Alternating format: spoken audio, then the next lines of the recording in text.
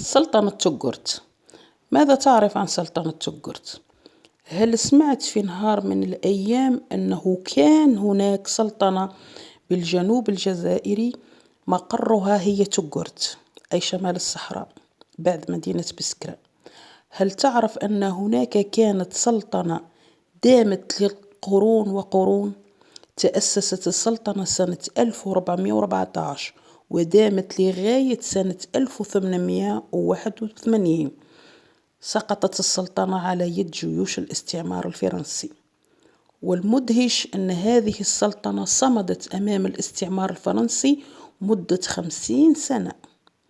يوجد العديد من الكتب التاريخية التي دونت هذا أحد سلاطين السلطنة. مر على عرش هذه السلطنة أكثر من 40 سلطان، مدونين طبعا بالأسامي وبالشجرة العائلة.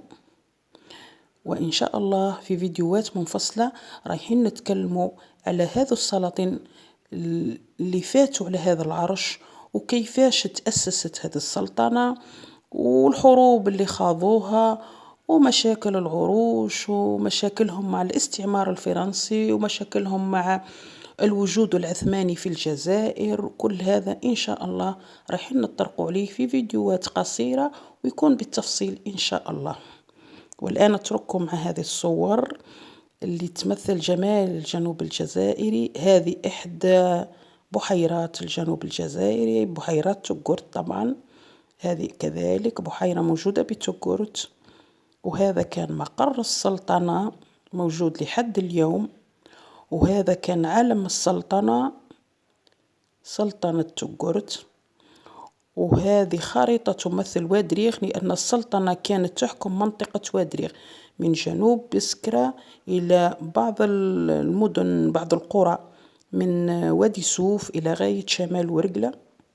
هذا أيضا مقر السلطنة، وبحثوا عليه في الكتب وفي التاريخ رايحين توجدوها.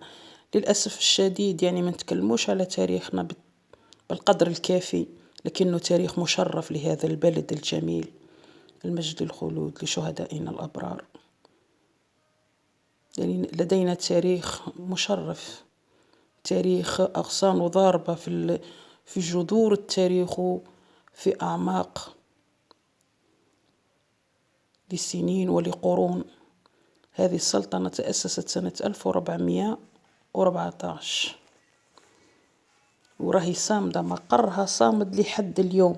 تأسست السلطنة على يد الحاج سليمان المدعو جلاب، وكانوا يسمون هما بن جلاب. سكان السلطنة والعائلة الحاكمة يسمون بن جلاب. وإلى فيديوهات أخرى إن شاء الله رايحين نطرقوا بالتفصيل إن شاء الله. هذا وادريغ، هذه خريطة وادريغ، وهذا أحد السلاطين.